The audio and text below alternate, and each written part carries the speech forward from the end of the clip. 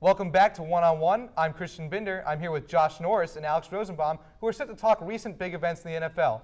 Alex, let's start with Tim Tebow. Huge story in the draft. What do you make of him being drafted number 25 overall? What was Denver thinking? That's what I'm thinking about Tim Tebow going there. Yeah, I guess it works out well for him. You got a good quarterback coach in McDaniels. He's a creative guy. They really don't have a number one quarterback. They trade for Brady Quinn, though, who has all the potential. Just no. He's going to be there later. No. I don't get it in the aspect of trading for Brady Quinn because he could be your future quarterback of the Denver Broncos, but everyone knew he was going to go in the first round. Everyone predicted it, even though they were wrong in most of the other parts of the draft. Everyone knew, and Josh McDaniels, if Tim Tebow was supposed to go to anyone, Josh McDaniels is the right person to go to. But he's not a first-round talent. He is awful mechanics. I agree with you, Alex. He's awful mechanics. He is inaccurate. Right. And he doesn't have a strong line. I don't know. No, I agree that he's not first-round caliber, but all the coaches wanted to have that Tim Tebow project and make him into, because he's a high-character guy, make him a high player on the field. Anyway, you know, I can't agree with you on this one, but anyway. Who was the biggest first-round reach?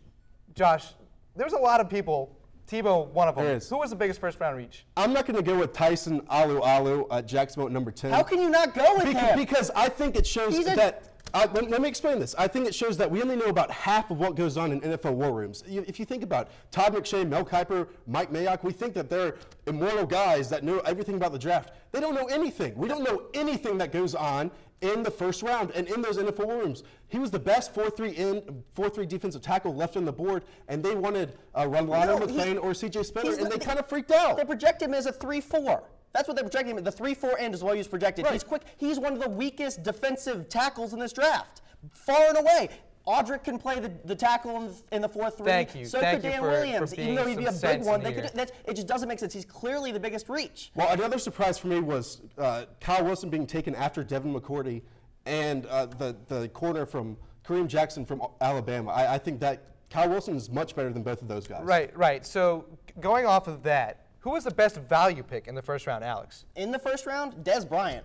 But if you go out of the, well, Dez Bryant, he shouldn't have been there. He's a top 5 talent. I agree. Who fell all the way to 24 to the Cowboys. He's going to make an impact right away. And I mean, Roy Williams, is he really the number one? We're not sure. Miles Austin, yes, one good season. Dez Bryant fits in great. But then you look outside the first round, Charles Brown, who was going to be a first round talent, the last pick in the second round, and the Saints, that was one of their biggest needs. They needed offensive line help. They do, because Drew Brees was getting a lot of pressure towards the end of the year, even though they won the Super Bowl.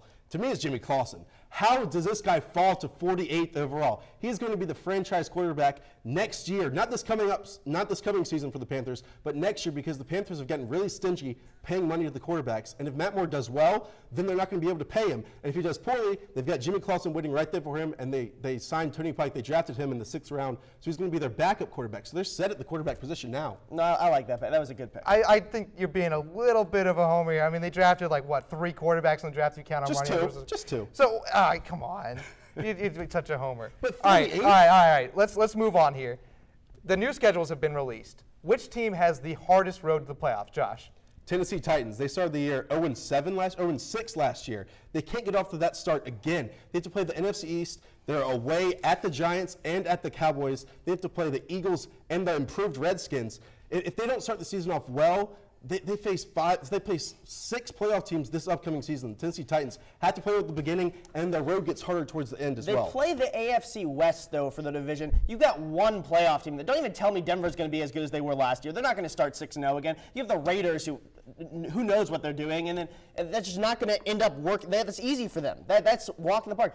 You talked about look at their own division. Yeah, they're tough. That's why I'm going NFC East, who plays the AFC South this year. So you're already in the NFC East. You have to play all those NFC East teams twice. The Philadelphia Eagles then also have to go to the AFC South, and then they also have to play playoff fringe teams like San Francisco and Atlanta. I mean, then also you probably have the 2 best teams in the NFC. They have to play in the NFC North. Right, I mean, that is just crazy. Right, absolutely. I completely agree with you. Now, there's a lot of marquee games. Which one are you looking most forward to, Alex? It's clearly got to be Jets-Vikings, the 2 guys who didn't get there last year. The Vikings should have been in the Super Bowl, and the Jets, they're the most improved team this offseason. It's going to be a great game. Well, watch out for a sophomore slump, kind of like Matt Ryan was this year with Mark Sanchez. He already had a freshman slump. He had 20 interceptions. 20 interceptions. 12 touchdowns and 20 interceptions. Year. Are you kidding? He's not a primetime quarterback. Let me go with the Minnesota Vikings at the New Orleans Saints with Week 1. This is a rematch NFC Championship. I think with Favre healthy, an improved offensive line, and an improved team, the Vikings get it done over the Saints in Week 1. No, it doesn't happen.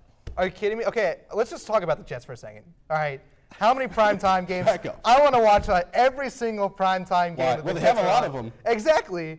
You got to watch every single primetime game the Jets are I on. think No doubt. I think Mark Sanchez is going to have a much worse season, even compared to his rookie year, which was terrible. Yep. Well, we'll see. We'll have to see. We'll see. Thank you both very much. Stay tuned because when we get back, Tom Waterman and Rich Ryan join Eric Kendall to discuss the NBA playoffs.